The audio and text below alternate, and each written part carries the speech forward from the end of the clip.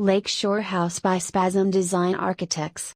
This lot of pics gives a sense of the beautiful lakeshore site.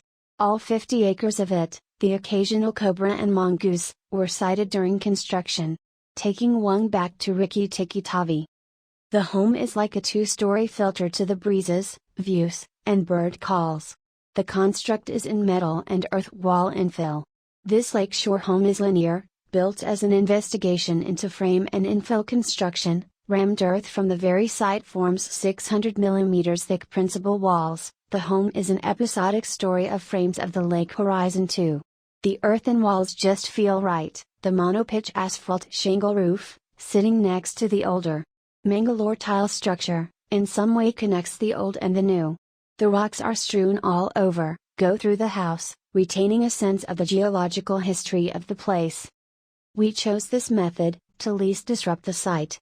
The entire skeleton came in pre-cut to shop drawings and was erected quickly and laid the framework for the earthworks.